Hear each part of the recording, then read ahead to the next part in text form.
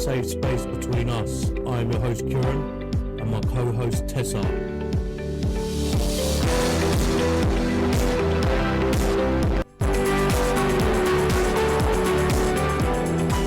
This is your safe space. There is no judging here. We care. You're not alone. We will support you and help you. This is your channel too. Enjoy.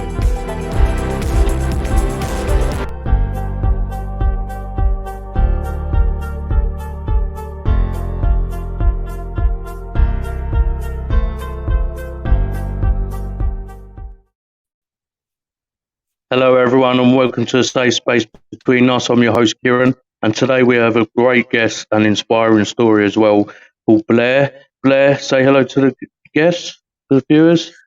Hi everyone. Hi Kieran. Thank you so much for having me. No, thank you for coming on. Blair's story is very inspiring and I can't wait for all of you to hear it.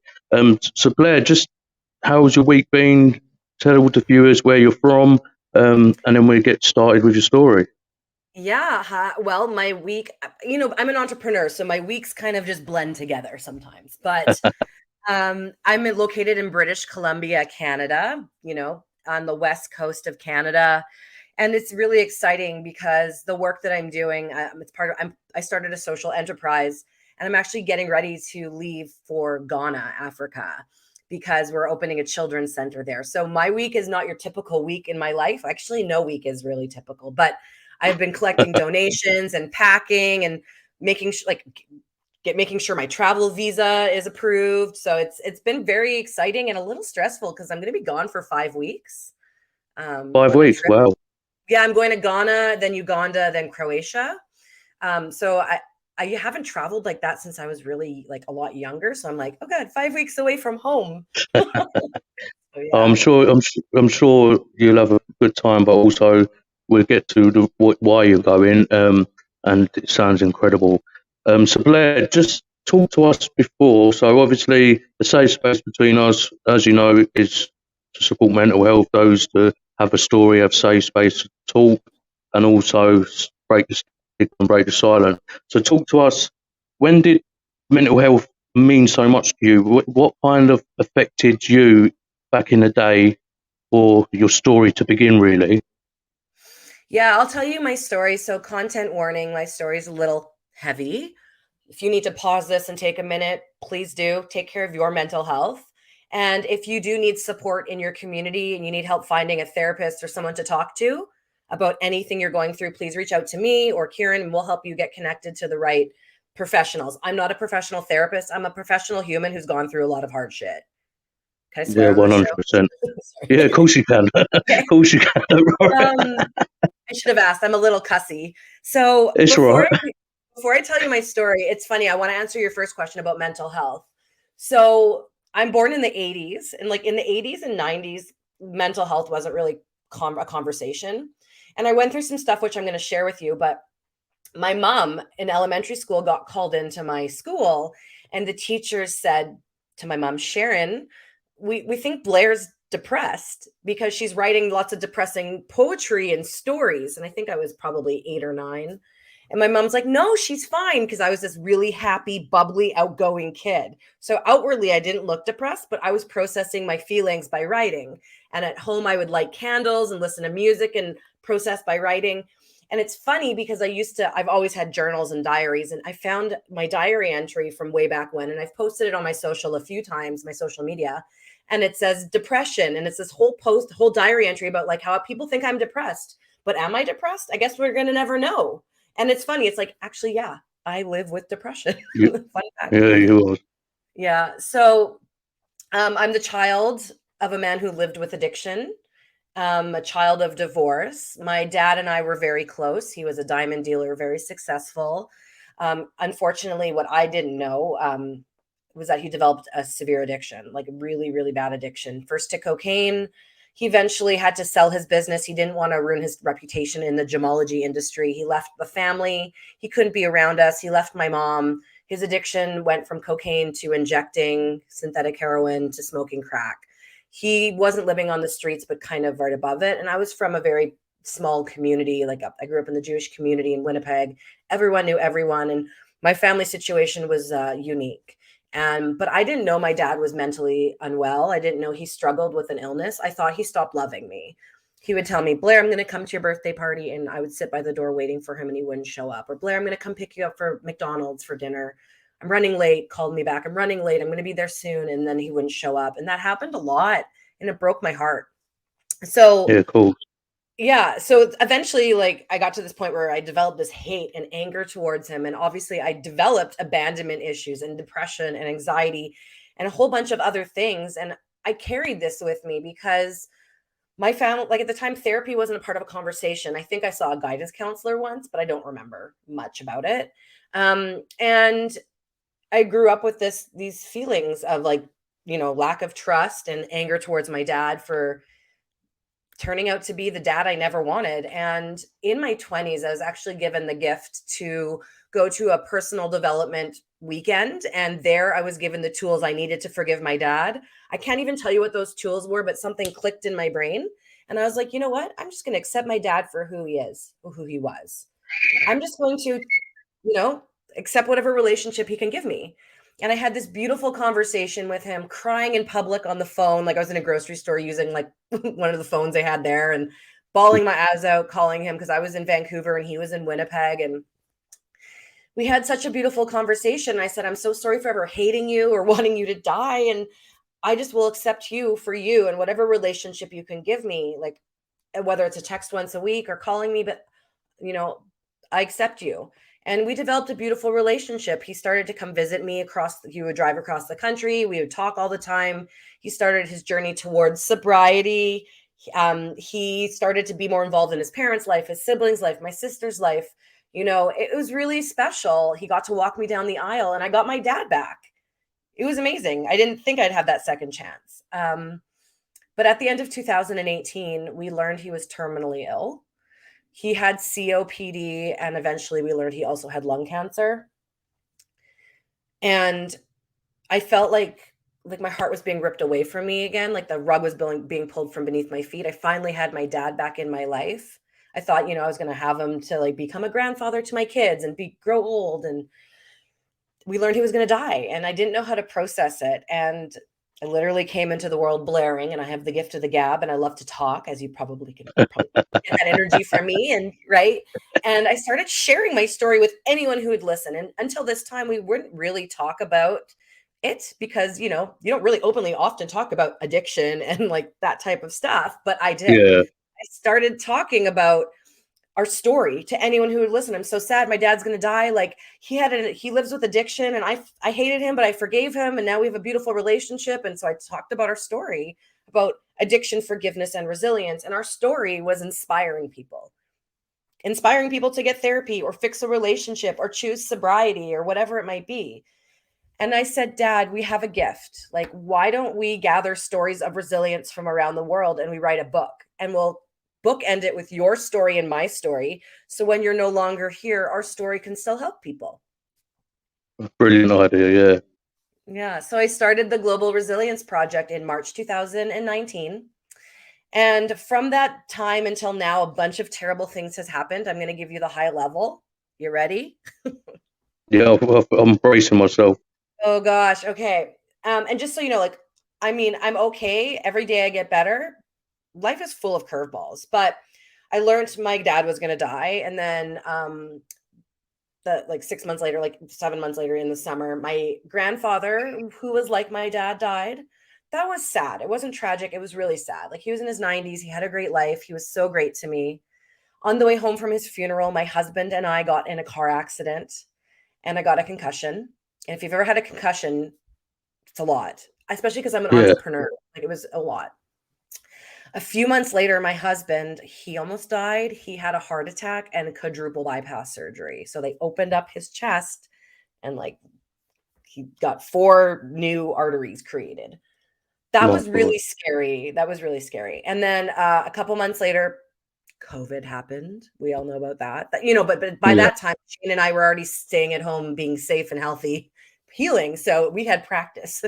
And then this whole time we struggled with fertility. All I wanted was to be a mom. we couldn't get pregnant. And the doctors told us that we probably needed, support if we wanted to get pregnant. We couldn't probably do it naturally. So about a year after the heart attack, luckily, we got pregnant naturally, which was amazing, but unfortunately we miscarried.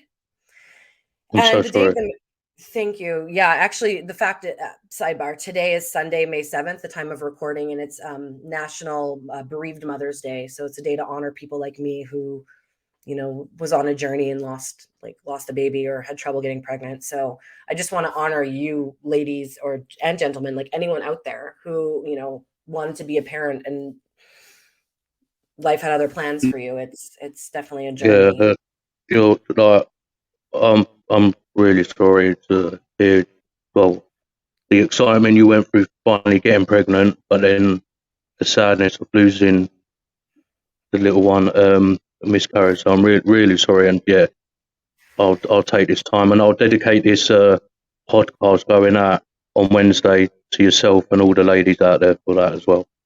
I love that. That's really beautiful. Thank you. Yeah, that's a whole journey on its own, because all I wanted to do was be a mom. And then I was told I probably couldn't get pregnant naturally. And there's a big cost associated with IVF and all that stuff. So my husband and I were Yeah. like, do we do it? And I started wrapping my head around a life of not being a mom.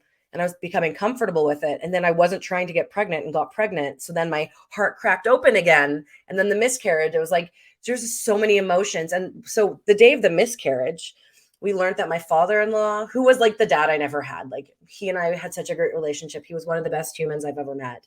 My father-in-law, Dave, that day, we learned he had cancer. And 3 weeks after the miscarriage, Dave passed away. So, and then 3 months after Dave passed away, we learned my mom had cancer and she died a few weeks later. So that was very devastating. Like I couldn't even tell you which way was up. And then within the same year as my mom dying, my dad died. He died like almost a full year later. So I could have given So up. sorry. So sorry Yeah. you went through that. Well, it sounds like a few months or with everything. Yeah. So sorry that you went through that.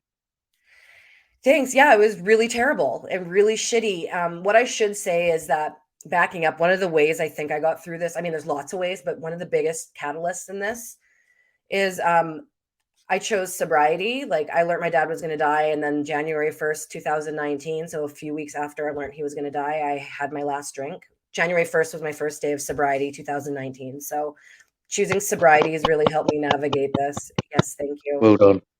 Thank you. Yeah. And the first year was really challenging. Obviously, like I wanted a glass of wine after my mom died. I wanted a shot of tequila when my husband had a heart attack. Like I wanted to numb, but instead I was forced to heal through it. And I had a choice, right? So what started off as just writing a book to honor the legacy of me and my dad actually turned into a global movement. And I could have given up. I could have thrown in the towel. I could have face planted. I thought about life would be easier if I didn't have to deal with it. But I kept going. And we've created this safe space for people to share their stories of resilience, this global movement, this container for big feelings. And since launching the project, not only are we a book, and we're working on our second book, but we have a podcast and I speak around the world. I've become a motivational speaker. We have a merchandise line. We have shirts that say good grief and resilient AF and Dead Parent Society. It's the club that no one wants to join. You don't get one of those shirts unless you unfortunately join the club. But we have this merchandise to normalize the conversations about grief and resilience and death, because we're all going to go through it. And, we've been invited to be in an Emmys gifting lounge, giving out, our book to celebrities and media in September. And we're going to be featured on an Amazon Prime show. We've created this space, and there's a need for something like this, something even like you're doing, Kieran, to give people a platform to share their stories, because it's scientifically proven that if you share your story, it helps you heal. Yeah. So, yeah. 100%. And sorry to interrupt before we continue with the rest of what you're doing. I relate to that massively. Sharing my story has helped me so much. I can't explain what a difference it's made in my life. And obviously speaking to inspiring people like yourself also helps, but it feels like I can't explain the weight on your shoulders before telling your story, and then once you've told your story, the weight on those shoulders has just disappeared.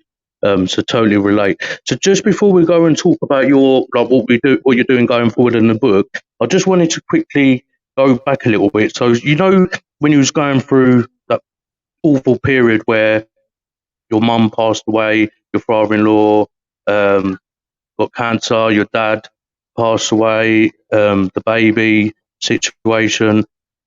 What obviously you said what helped you go through it, but what did you use any tools or did you use therapy or counselling? What was around you at the time that benefited you to push forward? So a few things. First of all, the biggest thing that helped me was that I wasn't numbing. Like, I was sober. I believe in therapy. I didn't start going to therapy till my 20s because it wasn't something we were raised around. So I had therapists, I had grief counselors. I even sought out people in the mystical spiritual space. So I spoke to death doulas, even mediums and psychics, which was actually really cool. I'm very much into self-care this whole time, like waking up every day, moving my body if I had the energy, having a candlelit bath, writing out my feelings. Like, I've been keeping a journal for years. But I think for me, and I'm on an SSRI. So I was on Prozac. I'm on Zoloft now, but being on an SSRI, my chemicals needed support. I tried to go off of it actually right after my dad died. And I learned that I need to be on an SSRI, and there's nothing wrong with that. Yeah, no, they're right. And yeah, like, medication's here for a reason. And like, I'm not someone who's going to try and fix it naturally. I'm someone who needs to function. And, you don't want to mess around with stuff like that, in my opinion. So for me, some days, even now, some days, like, I might see something and it triggers me, and I'm down for the count for the day. And my day is spent crying.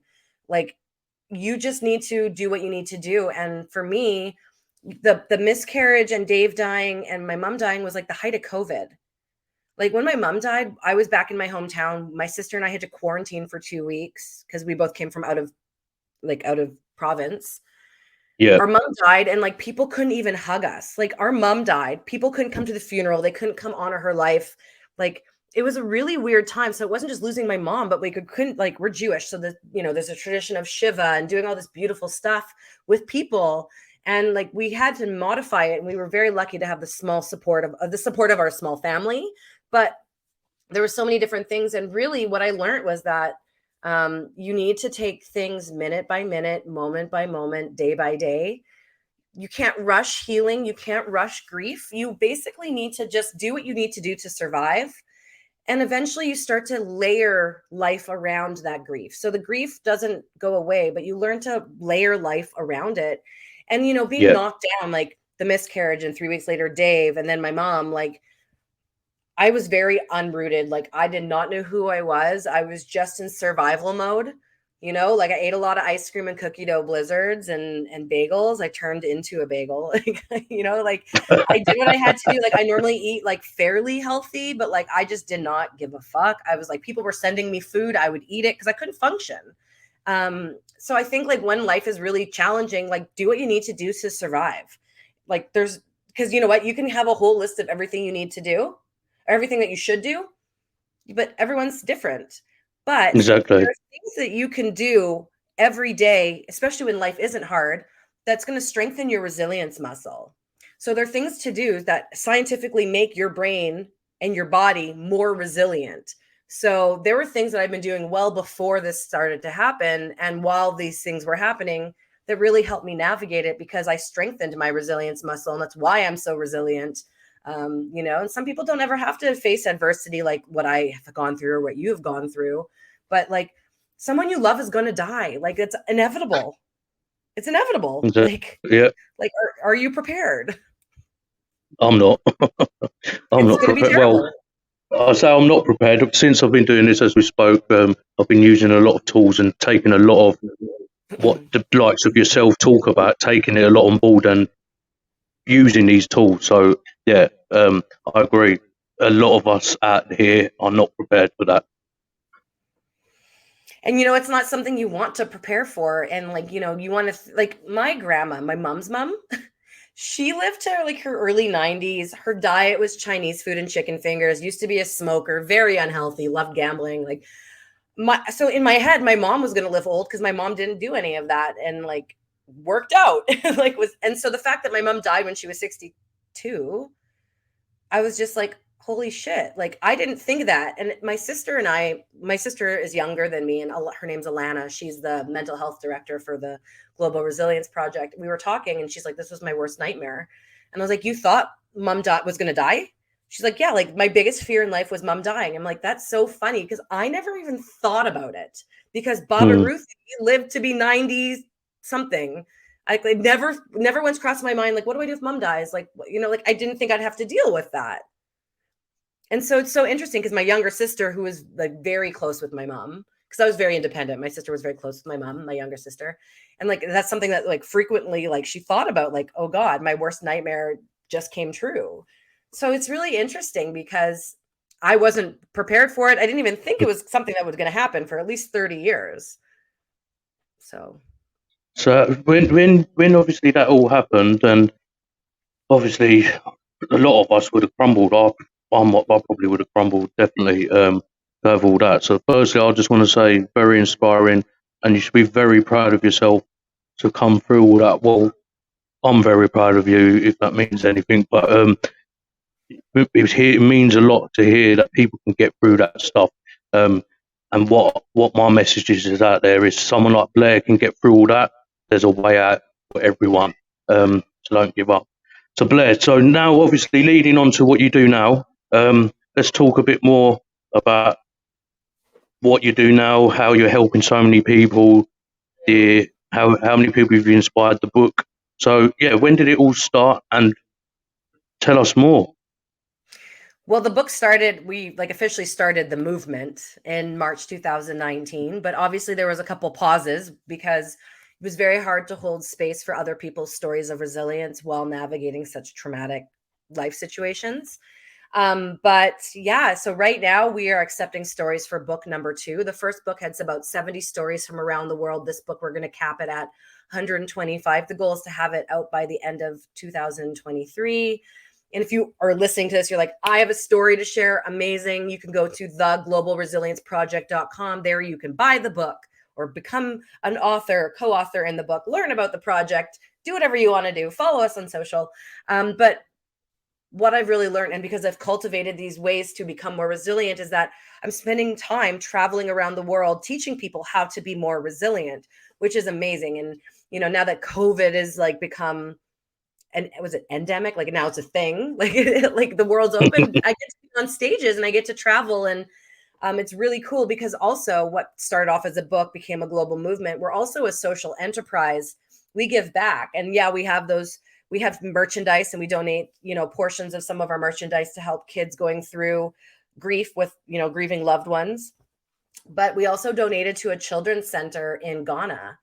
And this children's center is going to help serve 3 villages and keep at-risk youth off the streets and teach them skills. A lot of times, these kids who come from very, I'd say poor, vulnerable families, they drop out of school so they can make money. They don't get, fed properly. This center is going to help at-risk youth. And I'm actually heading to Ghana to do the grand opening, but also I'm leading workshops on social media, and I'm going to a bunch of the different schools and leading workshops on resilience while I'm there.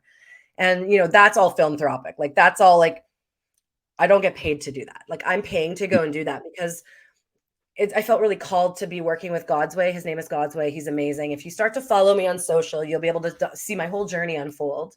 Yeah, I was just going to say, please, I want to see your journey, especially when you go up to Ghana. Please share some stuff with me, and I'll be happy to put it on the page, Safe Space Between Us, so we can all see the amazing, inspiring stuff you've done to open this school. But yeah, please continue. Sorry.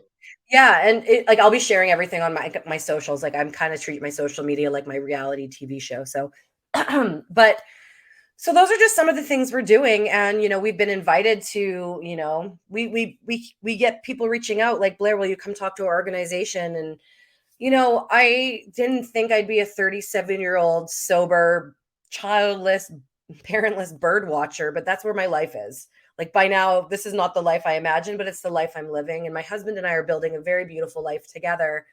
We're not going to have kids. And it's my life's work to turn my pain into purpose and help the world be more resilient. And whatever that looks like tomorrow might be different than what it looks like today.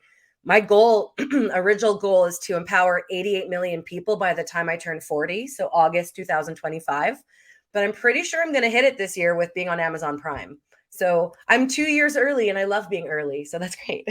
That's wicked. And I Yeah. just want to say the second book she's doing, already put my name down. I'm going to put my name down to be a part of that. So I can't wait to work with you, Blair. And seriously, people, get in contact with Blair. There's some amazing stuff to talk about regarding this book and project she's on. And I just want to say, like, all this stuff to be what you're doing, and maybe it was a sign. Maybe it was. I don't want to say it was, but maybe it was a positive sign from the baby miscarriage to say you had other reasons to continue to go and help all these millions of people across the world. And I just, again, it's inspiring to know that you've put your foot down, you're so passionate about what you're doing. It's incredible. And I hope that we can cross paths physically in person one day, because I would love to be a part of that. And also, that's kind of where I want to take the safe space in the UK and elsewhere. So amazing. So just talk about, obviously you're going to Ghana. So you mentioned the Emmys. So just tell us a bit what you're going to be doing there in September, and what the plan is.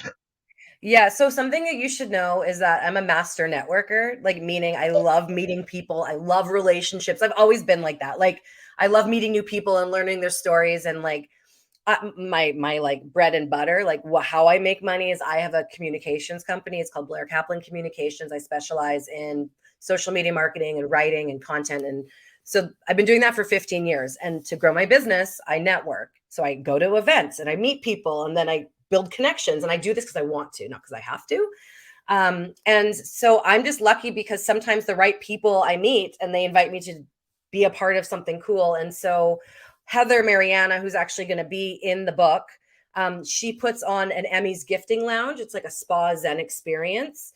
And it's before the Emmys, and it's invite only for media and celebrities. And there's only a select amount of brands that are going to be there. We are the only global movement book invited. And my sister, Alana, and I are going to be there talking about the Global Resilience Project to the media and to whoever wants to meet us, which is hopefully everyone, all the celebrities that are coming through. And we're going to give them copies of our book, and just raise awareness of what we're doing. And, the people coming through here have these big followings. So, if anyone there does believe in our cause and they help amplify what we're doing, amazing. Absolutely Yeah, amazing. exactly. So yes. And then like Amazon Prime, there's a new show coming out called My Story. And I don't know, I think it should be out maybe June or July. We don't know. I don't know. I think they don't know yet either, the production company. So it's really cool. So we have a segment there where we're talking about our story, and that's funny because it was my first time filming anything like this big. So that was new to me because my background's in PR. My job is to amplify people like Kieran. Like my job used to be behind the scenes. So now I'm doing it for myself, and it's definitely a hilarious experience, but also very humbling. And also like the fact that I'm given these opportunities, or I don't say I work for these opportunities. Like I work very hard. And if an opportunity is presented to me and it's going to move the needle towards me empowering 88 million people, I say yes. And No, cool. yeah, Anything to get your message across, and that's similar to what I'm struggling with, is to get the message out there. But you got to have the passion and fire to keep going, and we're gonna have knockbacks between us both. But you've had major setbacks, but you've continued to grow and go, and continue to stick to your mission. And I applaud you for that and congratulate you.